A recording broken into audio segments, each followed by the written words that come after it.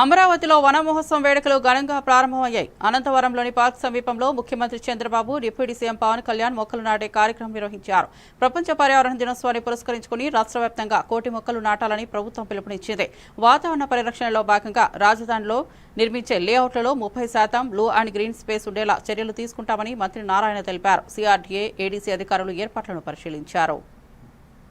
ఈ ఏరియాలో ఫ్యూచర్లో కనీసం ఎవరైనా లేఅవుట్ పర్మిషన్ పెడితే 10% గ్రీన్ అండ్ బ్లూ కుదరాలి. కానీ అమరావతి క్యాపిటల్ సిటీలో 30% ఏరియాని గ్రీన్ అండ్ బ్లూ కుదరేశారు. అంటే ముఖ్యమంత్రి గారు ఆలోచించారు, ఇక్కడ ఈ ఏరియాలో ఫ్యూచర్లో కనీసం 2-3 డిగ్రీలు టెంపరేచర్ తక్కువ ఉండేటట్టుగా డిజైన్ చేయండి అని. అంతేకాకుండా ట్రీ ప్లాంటేషన్స్ 2 పక్కల వేసే దగ్గర కూడా అనేక రకమైన ప్లాంట్ సైంటిఫిక్గా చేయమన్నారు. జపనీస్ కన్సల్టెంట్ను కాంటాక్ట్ చేసి వాళ్ళు ఎలా చేస్తున్నారో దానికంటే బెటర్గా చేయమన్నారు. అంటే ఒకే రకం చెట్లు వేయాలా, మల్టీ కలర్ చెట్లు వేయాలనేది కూడా సైంటిఫిక్గా ఎవరైతే ఎక్స్పర్ట్స్ ఉన్నారో వాళ్ళందరూ తీసుకోమని ఆ విధంగా అమరావతి క్యాపిటల్ సిటీలో గ్రీన్ అండ్ బ్లూ ఏదైతే ముఖ్యమంత్రి గారు ఆదేశించారో ఆ నేపథ్యంలోనే కొండవీటి వాక్ కావచ్చు, పాలవాక్ కావచ్చు, గ్రావిటీ కెనాల్, దానికి 2 పక్కల బఫర్ ఏరియా చాలా పెట్టారు. ఆ ఏరియాలో మొత్తం గ్రీనరీ డెవలప్ చేయమన్నారు. ఆ విధంగా ఖచ్చితంగా ఈ సిటీని వన్ ఆఫ్ ది బెస్ట్ సిటీగా చేస్తాం. 2024 బ్యాచ్ ట్రైనీ ఐఏఎస్లు తెలంగాణ సీఎం రేవంత్ రెడ్డిని మర్యాదపూర్వకంగా కలిశారు. శిక్షణ పొందుతున్న ఐఏఎస్లు సౌరవ్ శర్మ, సలోని చబ్రా, హర్ష చౌదరి, కరోలిన్ చింగ్మనేలు, కొయ్యాడ ప్రణయ్ కుమార్ ముఖ్యమంత్రితో భేటీ అయ్యారు. Doctor Santhi Kumari, course director Usharani ఆధ్వర్యంలో ఈ కార్యక్రమం జరిగింది. ప్రభుత్వ పరిపాలన విధానంపై సీఎం వీరికి దిశానిర్దేశం చేస్తూ భవిష్యత్ బాధ్యతలను సమర్థంగా నిర్వర్తించాలని సూచించారు. ట్రైనీలను సీఎం అభినందించారు.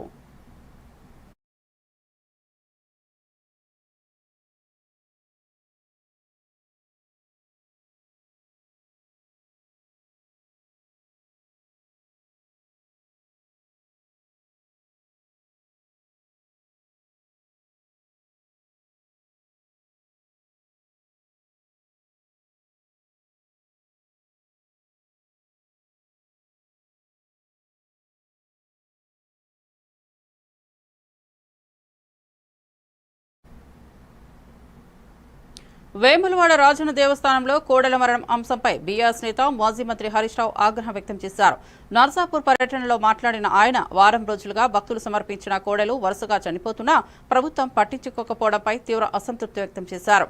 కోడెలకు కనీసం గడ్డి పెట్టే పరిస్థితి కూడా లేదని విమర్శించారు. దక్షిణ కాశీగా ప్రసిద్ధి చెందిన వేములవాడలో ఈ స్థాయిలో నిర్లక్ష్యం సాగడం విడ్డూరమన్నారు. దేవాదాయ శాఖ కలెక్టర్, పశుసంవర్ధక శాఖ అధికారులు ఏం చేస్తున్నారని ప్రశ్నించారు. కోడెల సంరక్షణలో కాంగ్రెస్ కు చేతకాకపోతే బీఆర్ఎస్ పార్టీకి బాధ్యత అప్పగించండి అన్నారు. ప్రజలు దేవుళ్లంటే ఈ ప్రభుత్వానికి గౌరవం లేదని ఆయన మండిపడ్డారు. రాష్ట్రానికి నిర్లక్ష్యం పాలన మూగ జీవాల చావుకొచ్చింది. వేములవాడ కోడెల మరణం తెలంగాణకు అరిష్టం. వారం రోజుల సమయంలో వేములవాడ దేవస్థానంలో భక్తులు సమర్పించిన కోడెలు మరణించడం ఇది చాలా దురదృష్టకరం. ఇది రాష్ట్రానికి అరిష్టం. దీనివల్ల భక్తుల మనోభావాలు కూడా బాగా దెబ్బతింటా ఉన్నాయి. రోజు కోడెలు చనిపోతున్నా కూడా ప్రభుత్వంలో కనీసం చలనం లేదు, ప్రభుత్వం పట్టించుకోవడం లేదు. ఒక వారం రోజుల్లో 26 కోడెలు మరణించాయి. మరికొన్ని కోడెలు అనారోగ్యం పాలై చావు బతుకుల్లో కొట్టుమిట్టాడుతా ఉన్నాయి. అయినా ప్రభుత్వం వాటిని రక్షించే ప్రయత్నం కూడా ఈరోజు చేయడం లేదు.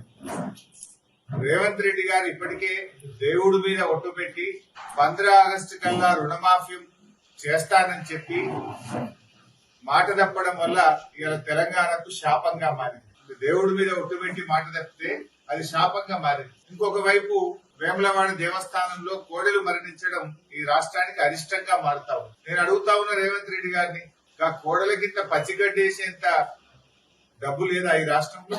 ఎందుకు వేములవాడ దేవాలయం మీద మీరు శీతకన్ను ప్రదర్శిస్తా ఉన్నారు? ఎందుకు ఈ నిర్లక్ష్య వైఖరిని ప్రదర్శిస్తా ఉన్నారు? పతాక శీర్షికన పత్రికల్లో వార్తలు వస్తున్నా, మీడియాలో వస్తున్నా, ఎందుకు ఈ ప్రభుత్వం స్పందించడం లేదు? మీ ఇంటెలిజెన్స్ వ్యవస్థ ఏం చేస్తుంది? మీ అధికారులు ఏం చేస్తా ఉన్నారు? మీ కలెక్టర్ ఏం చేస్తా ఉన్నాడు? మీ యొక్క పశుసంవర్ధక శాఖ ఏం చేస్తా ఉంది? దేవాదాయ శాఖ ఏం చేస్తా ఉంది? అందరు నిద్రపోతున్నారా అని నేను అడుగుతా ఉన్నాను. వేములవాడ రాజన్న అంటే దక్షిణ కాశీగా పేరుగాంచినటువంటి పుణ్యక్షేత్రం వేములవాడ రాజరాజేశ్వర స్వామి దేవస్థానం. భక్తులు ఎంతో భక్తితో ఆ కోడలను స్వామివారికి సమర్పిస్తూ ఉంటారు. ఇలా భక్తులు సమర్పించిన కోడలను కాపాడలేని దుస్థితిలో ఈ రాష్ట్ర ప్రభుత్వం అన్నింట్లా నిర్లక్ష్యమే. చివరికి దేవాలయాల మీద కూడా మీరు నిర్లక్ష్యం వహిస్తా ఉన్నారు. ఆ కోడల్ని కాపాడే సోయి లేదా మీకు? రోజు 5-10 చనిపోతుంటే కూడా ప్రభుత్వం స్పందించదాన్ని నేను అడుగుతా ఉన్నాను. సిద్దిపేట జిల్లా మర్కుక్ మండలం నర్సనంపేట గ్రామానికి చెందిన బెంగళూరులో జరిగిన విక్టరీ పరేడ్ కార్యక్రమానికి లక్షలాది మంది అభిమానులు హాజరయ్యారు. ఈ నేపథ్యంలో సంబరాల్లో భాగంగా టీం ఆర్సీబీకి నిర్వహించిన సన్మాన కార్యక్రమం కేవలం 10 నిమిషాల్లో ముగించామని కర్ణాటక డిప్యూటీ సీఎం డీకే శివకుమార్ స్పష్టం చేశారు. భారీ జనం కారణంగా గందరగోళం నెలకొనకుండా వేడుకను క్రమశిక్షణగా నిర్వహించామని తెలిపారు. అభిమానుల సురక్షతే తమ ప్రధానమని, అంతటి జనం వచ్చిన వేళ వేగంగా కార్యక్రమాన్ని ముగించాల్సి వచ్చిందన్నారు. ఆర్సీబీ విజయాన్ని ప్రజలతో పంచుకోవడం గొప్ప గౌరవంగా ఉందని పేర్కొన్నారు. Still, the police commissioner and all the people. I'm also going little late to the hospital because now lot of trouble is there. I don't want to disturb the doctors who are trying to take care of the patients, and only the exact number is not been still this one. So we are at it. We appeal to all of them to still to be calm. How many people died? That is why we cut off. Lot of programs were there. We didn't want to continue with the program. Only within 10 minutes with one round we just closed it. And we appeal even in the metros, whatever the metros has been jammed. We are not able to start. We are taking a little bit time to see that everything comes to the normal position. What is at present number? Yes. Of course. There is some issues. I will come back to you after I visit the hospital. Any numbers on the death toll? No, I can't. Only 5,000 police personnel were deployed, sir. You said the crowd that came in was running into thousands, sir. Was No, this enough? it was not thousands, it was lakhs. ನಾ ಯಾರನ್ನೂ C ನೋಡಿ BJP is saying, sir, it was ನೋಡಿ an emergency. ನಾವು ಏನ್ ಮಾಡಿ I have spoken to the police commissioner and all the people. I'm also going little late. ప్రధానమంత్రి Narendra Modi June 6న ప్రపంచంలోనే అత్యంత ఎత్తైన చీనా రైల్వే వంతెనను అధికారికంగా ప్రారంభించనున్నారు. 359 మీటర్ల ఎత్తులో ఉధంపూర్, శ్రీనగర్, బారాముల్లా రైల్వే లింక్లో భాగంగా చీనా నదిపై ఈ వంతెన నిర్మించబడింది. ఇది భారతీయ రైల్వే చరిత్రలో అత్యున్నత ఇంజనీరింగ్ చిత్తశుద్ధికి నిదర్శనంగా నిలుస్తోంది. కాశ్మీర్ లోయను మిగతా దేశంతో కలుపుతూ వ్యూహాత్మకంగా నిర్మించిన ఈ వంతెన భద్రతా ప్రమాణాలను పాటిస్తూ అత్యాధునిక టెక్నాలజీతో నిర్మితమైంది.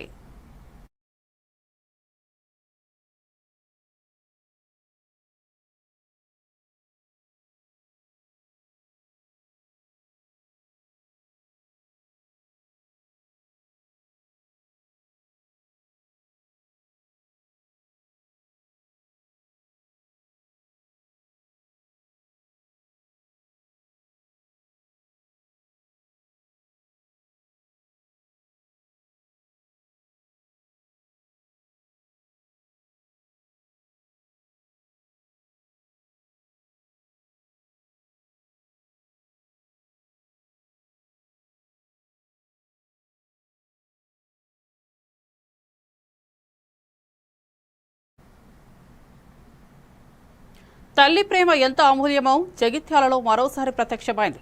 ఓ ఆవు దూడను వదిలి తప్పిపోయింది. మేతకు వెళ్లిన తల్లి రాక ఆలస్యం కావడంతో అల్లాడిన దూడను యజమాని ఆటోలో పట్టణం చుట్టాడు. చివరకు కొత్త బస్టాండ్ వద్ద ఆవును గుర్తించగా తన బిడ్డను ఆటోలో చూసిన ఆవు ఆనందంతో మురిసిపోయింది. వెంటనే ఆటోను వెంబడించి పరిగెత్తి చేరిన ఆవు దూడకు పాలివ్వడం చూసిన వారు భావోద్వేగానికి లోనయ్యారు. తల్లితనానికి ఈ దృశ్యం నిలువెత్తు ఉదాహరణగా నిలిచింది.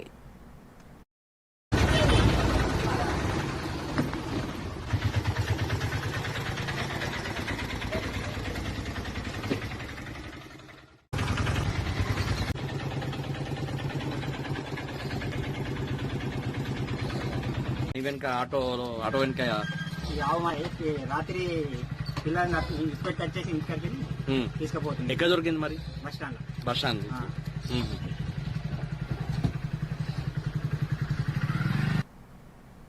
ఇంటి పెద్ద కొడుకుగా ఉంటానని చెప్పి అధికారంలోకి వచ్చిన చంద్రబాబు ఈ ఏడాది కాలంలో ఇచ్చిన హామీలో ఒక్కటి అమలు చేయలేదని విమర్శించారు. వైఎస్ఆర్సీపీ కమలాపురం సమన్వయకర్త నారాయణ రామాంజులు రెడ్డి సంపద సృష్టించి పథకాలు ఇస్తారని చెప్పి ఇప్పుడు ఖజానా ఖాళీ అని నంగనాది మాట్లాడుతున్నారని ధ్వజమెత్తారు. హామీలు నెరవేర్చని ప్రభుత్వం పట్ల ప్రజల్లో తీవ్ర అసంతృప్తి నెలకొందన్నారు. అధికారంలోకి వచ్చి ఏడాది గడిచినా పాలనగా లేదు, ప్రజల కోసం ఏదీ చేయలేకపోయారన్నారు. ఆశలు తీర్చే విధంగా రాష్ట్ర కూటమి ప్రభుత్వం అధికారంలోకి వచ్చి సంవత్సరం పూర్తవుతారు. ప్రజలకు మోసము, దగ, వెన్నుపోటుకు కూడా సంవత్సరం పూర్తయింది. ప్రజలు మద్దతుతోనే ప్రజల అభిష్టం మేరకే రాష్ట్ర ప్రభుత్వాలు ఏర్పడతాయి. ప్రజానికం రాష్ట్ర ప్రభుత్వం పైన ఎంతో ఎక్స్పెక్టేషన్ తో ఉంటుంది. అంటే వాళ్ళ కలలు, వాళ్ళ కోరికలు, వాళ్ళ ఆశలు తీర్చే విధంగా రాష్ట్ర ప్రభుత్వం అనేది వారికి మేలు చేస్తాది అనేది ఏ ప్రజానికమైనా కానీ ఓటేసిన ప్రజలు ప్రభుత్వం దగ్గర నుంచి ఆశిస్తారు. ఒక మాటలో చెప్పాలంటే రాష్ట్ర ప్రభుత్వాన్ని తమ కుటుంబ సభ్యునిగా భావిస్తారు. అంటే కుటుంబ సభ్యుడు అవ్వాలని చెప్పేసి ఖచ్చితంగా కోరుకుంటారు. పైగా 2024 ఎలక్షన్స్ ముందర చంద్రబాబు నాయుడు గారు మాటలు వింటే ఇంకా అన్ని జగన్మోహన్ రెడ్డి గారు ఏదైతే చెప్తున్నారో దానికంటే ఎక్కువ ఇస్తామని చెప్పడం జరిగింది, సంపద సృష్టిస్తామని చెప్పడం జరిగింది.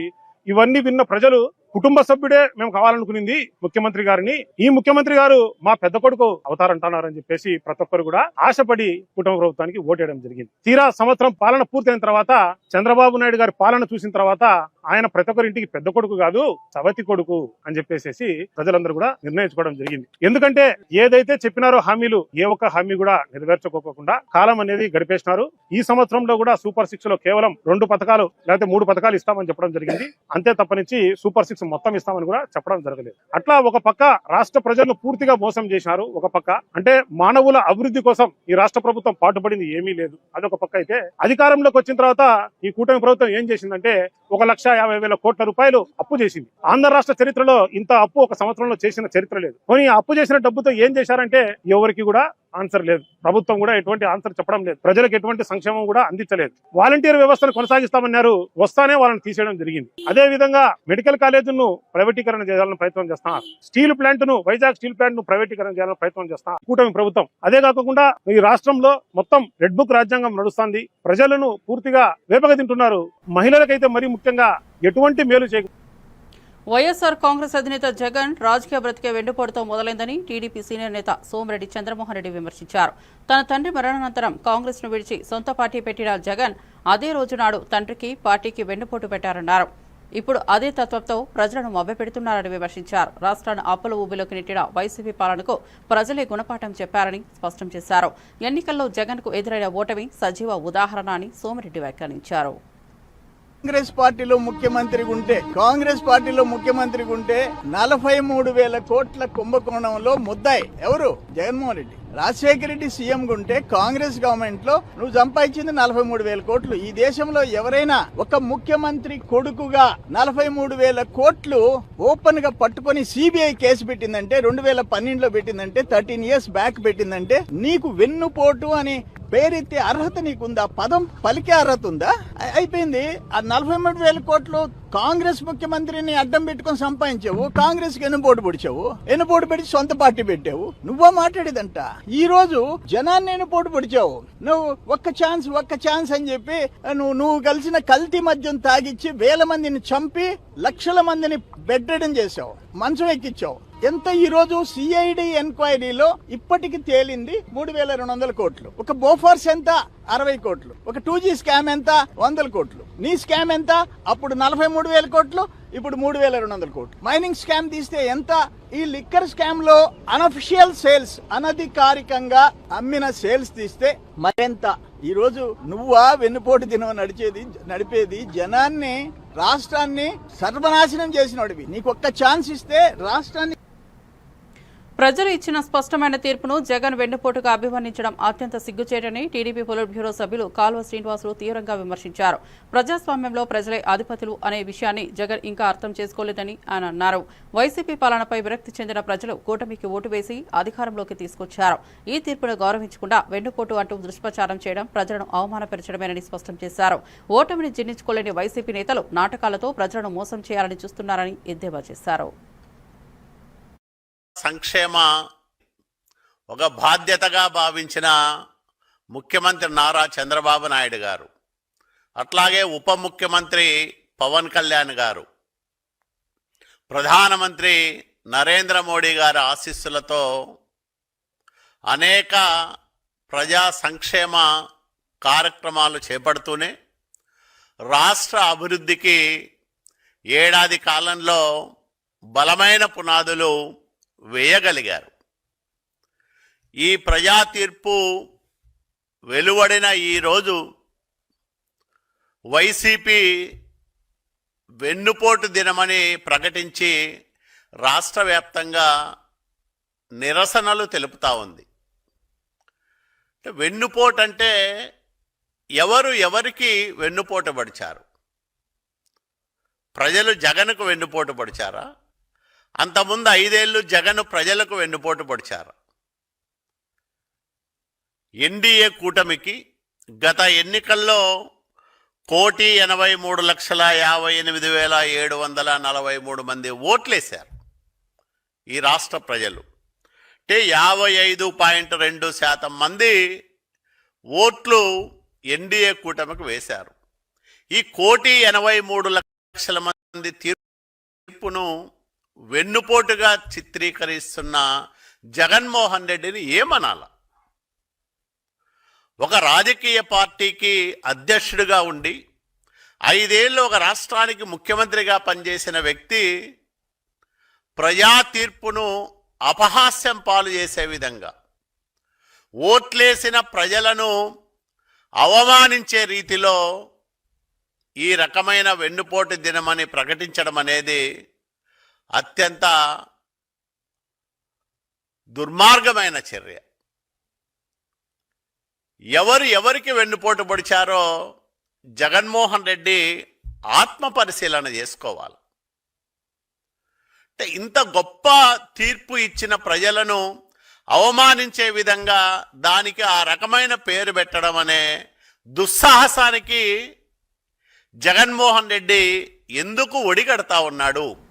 అతని మానసిక అల్లారు ముద్దుగా పెంచిన బాబాయిని గొడ్డలి వేటకు బలి చేసిన జగన్ కి ప్రజల తీర్పును వెన్నుపోటుగా చెప్పే హక్కు ఎక్కడిదని టీడీపీ నేత వర్లరామయ్య ఘాటుగా ప్రశ్నించారు. ఎన్టీఆర్ను వెనక నుంచి పొడిచిన వ్యక్తి జగన్ అని ఎద్దేవా చేశారు. కూటమి ప్రభుత్వం ప్రజల ఆశయాలకు అనుగుణంగా పనిచేస్తుంటే ఓటమిని జీర్ణించుకోలేని జగన్ వెన్నుపోటు కథలతో కొత్త డ్రామాలు ఆడుతున్నారన్నారు. జగన్ కు నైతికత మీద మాట్లాడే అర్హత లేదని, ప్రజలు ఇచ్చిన తీర్పును అవమానించడం వారి నిత్యకృత్యంగా మారిందని ఆరోపించారు. విపక్ష పాత్రను వదిలిపెట్టి అబద్ధపు ఉద్యమాల మీద దృష్టి పెట్టారని విమర్శించారు.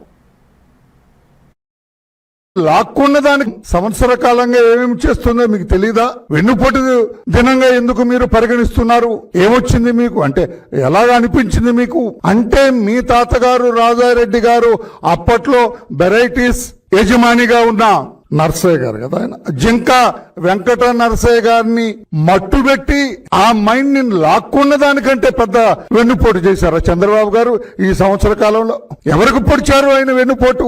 జింక వెంకట నర్సయ్య గారికి మీ తాత వేసిన పోటు కంటే పెద్ద పోటు వేశారు అవునా చంద్రబాబు నాయుడు గారు? పోనీ మీరు మీ తండ్రి ముఖ్యమంత్రితో అడ్డు పెట్టుకొని 1,00,000 కోట్లు ప్రజాధనాన్ని కొల్లగొట్టారే, దానికంటే పెద్ద పూట ఏమండి? భారతదేశంలో అత్యున్నత దర్యాప్తు సంస్థ సిబిఐ వాళ్ళు దర్యాప్తు చేసి 43 లక్ష కాదులేండి 43,000 కోట్ల రూపాయలు మాత్రమే అవినీతికి పాల్పడ్డాడు జగన్మోహన్ రెడ్డి గారిని ఛార్జ్ షీట్లు వేసినారు. మీ మీద 11 ఛార్జ్ షీట్లు the CBI has filed against you. దానికంటే రాష్ట్ర ప్రజలకు మీరు పొడిచిన దానికంటే వెన్నుపోట జగన్మోహన్ రెడ్డి గారు? రారా బాబు జగన్ బాబు రా అని ఆకాశంలో ఉన్న చందమామని చూపిస్తూ భుజాల మీద ఎక్కించుకొని ఆడిచ్చిన బాబాయ్ వివేకానంద రెడ్డికి వేసిన పోటు కంటే పెద్ద పోట ఇదేమన్నా? ఏం మాట్లాడతావా జగన్మోహన్ రెడ్డి గారు? అన్యం పన్ను అరగనే బాబాయిని గొడ్డలు పెట్టుకెళ్ళి చేసినావు కదా. తల్లి చెల్లి యువర్ ఓన్ మదర్, ఆమె కడుపున పుట్టినారు మీరు. తల్లి చెల్లి యువర్ ఓన్ సిస్టర్ శ్రీమతి షర్మిల గారు. వేరార్దే ఎక్కడున్నారు సార్ చెప్పండి? మీ వెన్నుపోటుకు భయపడి, మీ గొడ్డలి పోట్లకు, మీ కత్తి పోట్లకు ఆలోచించుకుంటుంటేనే షివరింగ్ వచ్చి పారిపోయినారు కదా. మా అన్న దగ్గరికి వెళ్తామని చెల్లి అంటుందండి. మన చెల్లి అంటే మీ చెల్లి. లేదు నా కొడుకు దగ్గరికి వెళ్తాను అంటుందండి అమ్మ. మనమ్మ అంటే మీ అమ్మ. సూర్యాపేట జిల్లా జాజిరెడ్డిగూడెం మండలం కుంచపర్తి గ్రామ పంచాయతీలో భూభారతి చట్టంపై జరిగిన అవగాహన సదస్సులో తుంగతుర్తి ఎమ్మెల్యే మందుల సామేలు ముఖ్య అతిథిగా పాల్గొన్నారు. ఈ కార్యక్రమం ద్వారా భూ సంబంధిత సమస్యలు పరిష్కరించేందుకు కాంగ్రెస్ ప్రభుత్వం తీసుకొచ్చిన భూభారతి చట్టానికి మంచి స్పందన తెలిసిందే. గ్రామస్తులతో మాట్లాడుతూ ఎమ్మెల్యే సామేలు ఈ చట్టం ద్వారా భూ వివాదాల పరిష్కారమే కాకుండా భూస్వామ్యానికి పూర్తి రక్షణ కలుగుతుందని తెలిపారు. ప్రజలందరూ తమ భూముల వివరాలను సమర్పించి అవసరమైన నమోదు ప్రక్రియలో పాల్గొనాలని కోరారు. గ్రామ సభలో తహసీల్దార్, రెవెన్యూ అధికారులు పాల్గొన్నారు. భూ హక్కులను రిజిస్టర్ చేయడంలో ప్రభుత్వం చూపుతున్న చిత్తశుద్ధిని ప్రజలు వినియోగించుకోవాలని సూచించారు. ఆర్టీఓ గారికి అధికారం లేదు, కలెక్టర్ గారికి అధికారం లేదు. ఎవరికైనా అధికారం ఉందో కోర్టు పోవాలి.